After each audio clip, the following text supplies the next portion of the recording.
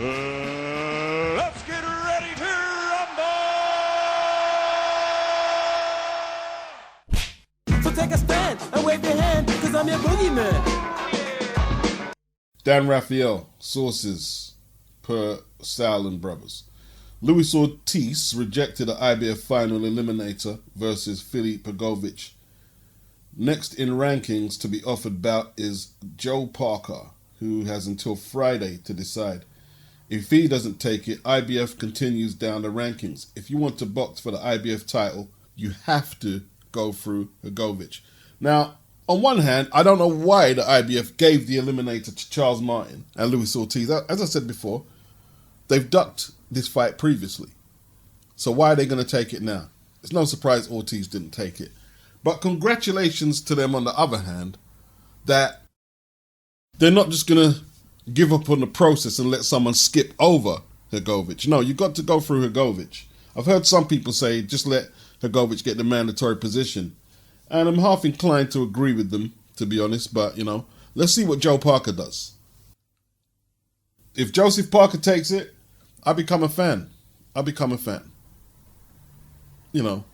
This is how you make your legacy, in my opinion. It's not the title belts. The title belts are open to so much manipulation right now, really. There's 4 different title holders in any one division at any time in 17 weight classes. It doesn't really mean that much, Taking on the work that others are either afraid to do or are hiding behind promotional companies and networks is where legacies are built on this channel. Michael Benson, sources, he's saying the same thing. Adam Abramowitz, a writer, a boxing writer, he says, Ortiz, the boogeyman reputation is unearned to a degree.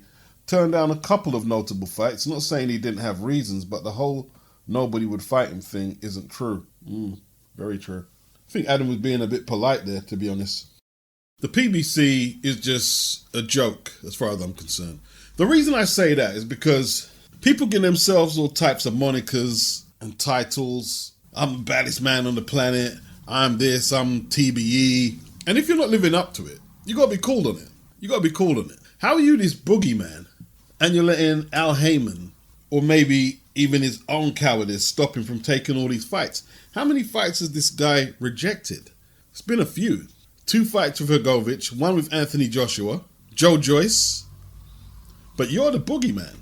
Who is it that is who is ducking you? Who is ducking Ortiz to make him the boogeyman? One of you PBC YouTube channels, answer that. Who is ducking him to make him the boogeyman? Who's ducked him is the big question. And be very careful with who you answer, because the documentation is out there to debunk any type of that you try to say to defend him. Problem I have with some of you dudes who support the PBC fighters is you take everything as a joke. I'm not a black American, but you take everything as a joke. You think it's funny just using terms like boogeyman and throwback fighter. You just throw them around. When you throw them terms around, you just cheapen the value and meaning of the great African American fighters who were real throwback fighters and boogeymen. You see, the boogeyman in the Black Murderers Row era wasn't turning down eliminators for world title fights. The boogeymen didn't get the chance to turn down no $5 million paydays to fight for the world title. Charlie Burley was a boogeyman who retired at 33, not banged up, not bashed up or beat up. You know why? Because he was a defensive genius. He retired because he realized, I'm probably not going to get no opportunities. Now, if he stuck around like Archie Moore did, because that's the only way Archie Moore managed to get a shot at anything, he stuck around until his late 30s when he won a title. He retired near 50. He must have been near 50 years of age. I'm here to tell you, the boogeyman, if he were the real boogeyman, he would have said, come bring the Croatian. I'm ready. And he won't let no Al Heyman stop him either.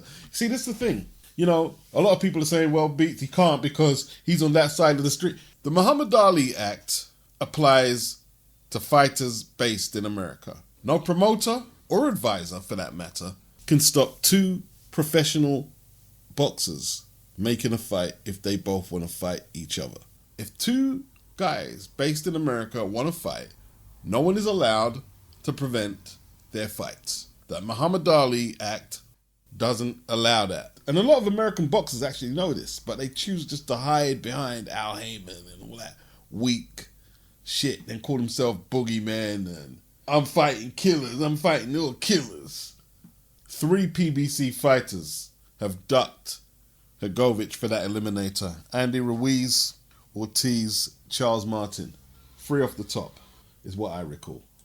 They gave Luis Ortiz 3 days. It didn't even take 3 hours to make that decision. Boxing, the only sport where the fighter's words mean nothing. You know, after he beat Charles Martin, I'm coming after every heavyweight in line for the title. And then the next move he does is duck the eliminator. That just says everything about a PBC fighter right there. I'm hearing Ortiz could get dropped from the rankings, and I hope he does. I hope he does. For declining the eliminator. There's people saying there's no money in fighting HRGOVIC. No one knows who the fuck he is in America. Well, why don't the American sanctioning bodies, that's an American sanctioning body, the IBF, stop ranking European fighters then. Just rank American fighters. If Bob Arum and Al, American media and any American boxing fans, and I ain't singling no one out, if you think that European fighters cannot be promoted, stop signing them and the IBF stop putting them in eliminators and everything. What's the point? Nobody knows him in America. So what? Nobody knew Anthony Joshua in America? He sold out the fucking MSG on June the 1st, 2019. And he turned that fight down. What are you talking about? You see, if no one in the IBF couldn't predict this as I did, it was as obvious as anything. Why even build a fight as an eliminator? Why waste time giving these guys eliminator status on their fight?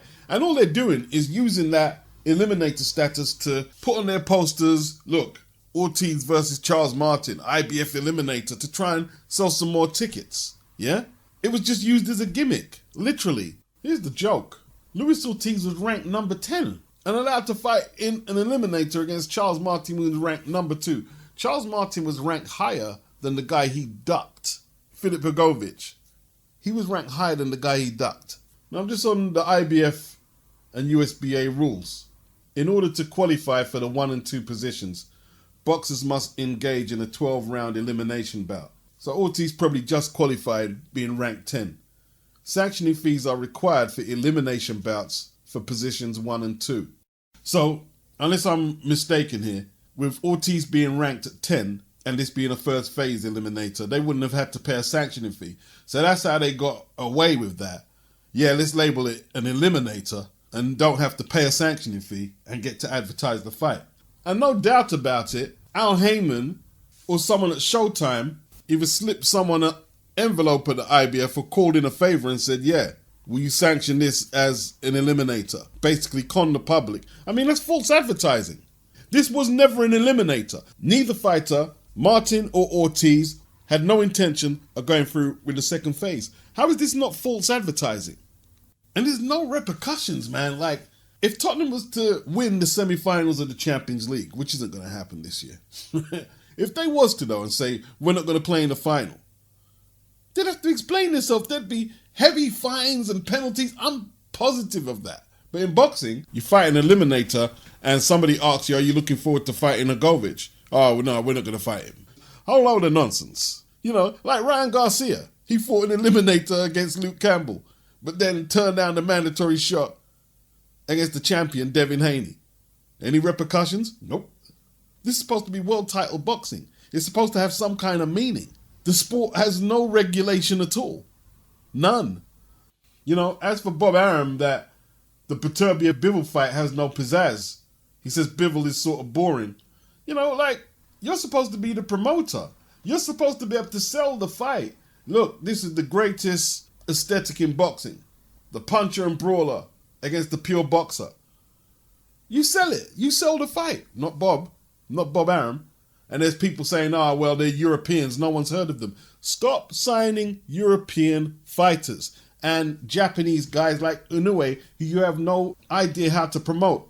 Scottish guys like Josh Taylor. You don't know how to promote them, and then you're telling us that they can't sell over here. Stop signing them. If it's so insular over there that you can't promote other fighters because they speak a different language or look a little different, have different cultures, stop fucking with fucking foreign fighters. Like, why did Floyd Mayweather sign Savannah Marshall that time? Probably because she had a medal, had a gold medal. Yeah, let's get in there and sign her. Just crazy. Not thinking that this person has an actual career and you're just there fucking them about. Now, I listen to Fred Barbershop Conversations. He does some good vids and he does some not so good vids at times, but I listen. Like he was saying that, why are you guys congratulating Eddie Hearn for signing Baumgardner? Well, for one, she got a big break on a Matchroom card in the UK, something that Al Heyman couldn't do for her. Bob Arum has a couple of female boxers, right? And to all you people who say, oh, you're Eddie Hearn shill. Number one, no, I'm not a shill for Eddie Hearn. But what's the truth, whether you like it or not? No other promoter in modern day history has dealt with more nationalities and ethnicities of fighters than Eddie Hearn. Who? Who right now? Al Heyman had one card in Britain with the Poxon and ITV deal. One card in what was supposed to be a 3-year deal. One card. When's the last time Bob Arum has done anything outside America? Like, what Eddie has done with women's boxing, whether you like women's boxing or not, has to be said to be phenomenal. It has to be. Let me go back to Bob Arum for a minute. Like a lot of people observed, why don't you put the Bivol Petrova fight on in Russia? They're both Russian. No, he just wrote the whole thing off. No improvisation, no adaptability, no nothing. America doesn't have one decent promoter out there. Not one. You don't have one. Name one. Name a great or even a good American promoter right now in boxing. Name one. And don't tell me that he put on Wilder and Fury and Josh Taylor and Ramirez and all that. Don't tell me that shit there. Yeah? That landed on his lap. Tell you what, man. Eddie Hearn moving over to DAZN in the short term has been very good for British boxing because it's giving a lot of fighters opportunities. Now there are more outlets for them. So Chris KONGO, he's got a deal with Boxer, Double X. That's Ben Shalom's outfit there on Sky. In his last fight, he lost the winner stays on contest to Michael Mickinson, who's going to challenge Virgil Ortiz, apparently. He lost that fight, and we haven't seen him since he lost to Mickinson. That was on the Dillian White Povetkin 2 undercard. He's managed by Dillian White, and he's got another shot. He's got another shot. Make the most of it. He's now being trained by Ben Davison. Can Ben bring him along to British title, European, Commonwealth, world title level? Could be an interesting pairing. They've both got something to prove. Let's see what they can do. LeRone Richards, the other day, said, continuously I've been looked over, but I will become a world champion.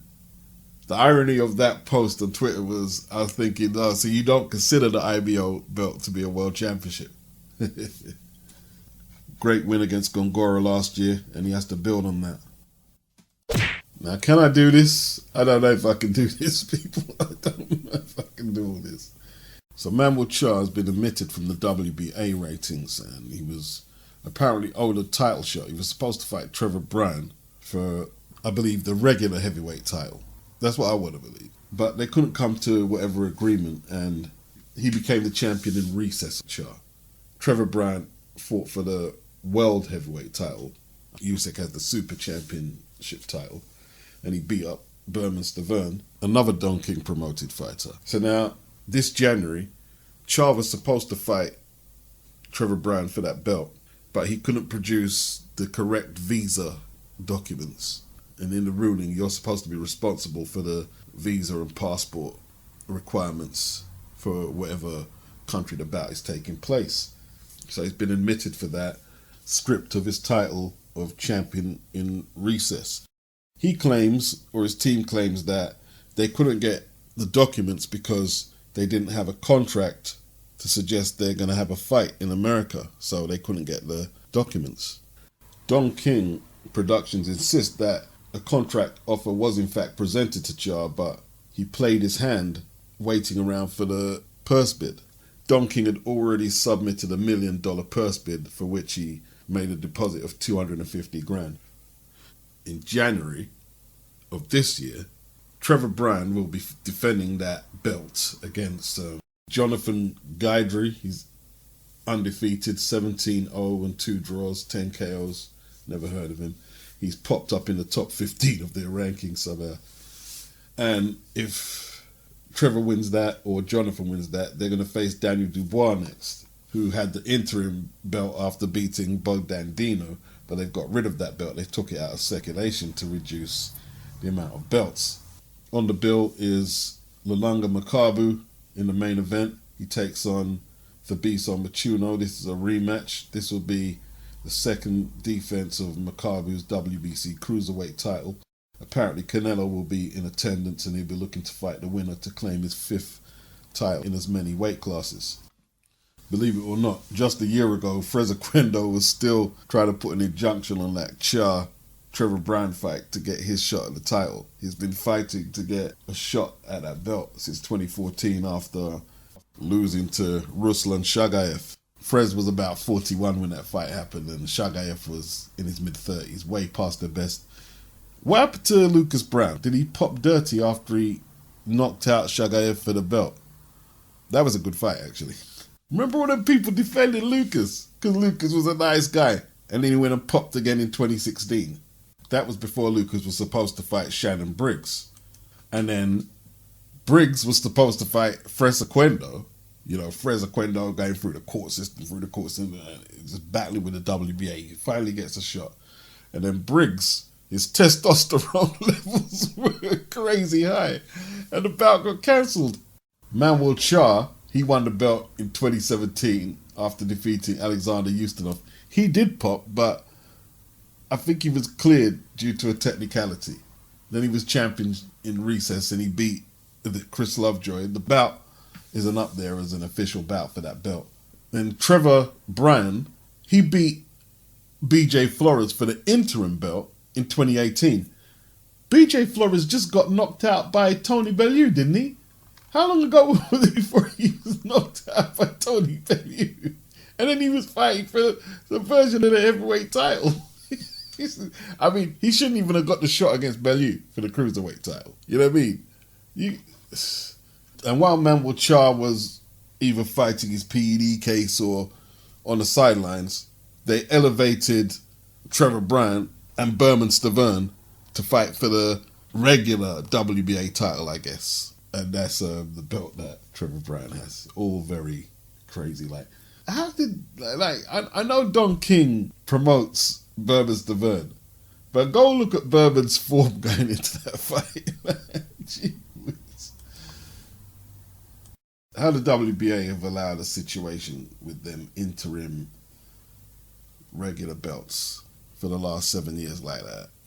Basically, old geriatric fighters popping on PEDs and needed clenbuterol and testosterone pills and stayed in the court for 6-7 years and shit.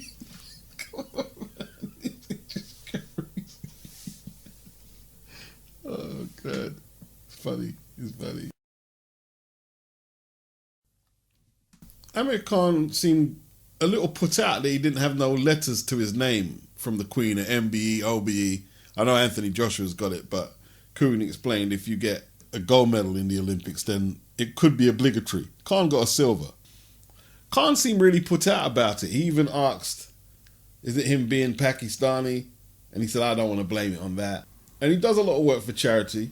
And he did represent this country when he came out 2003, 2004. He was one of the brightest stars, and he did bring attention to the sport. I don't know, Amir, maybe when you started jerking off on Skype and shit like that, and maybe a few other incidents scuppered your chances. Although if he was going to get it, he would have probably got it before he was doing all them antics.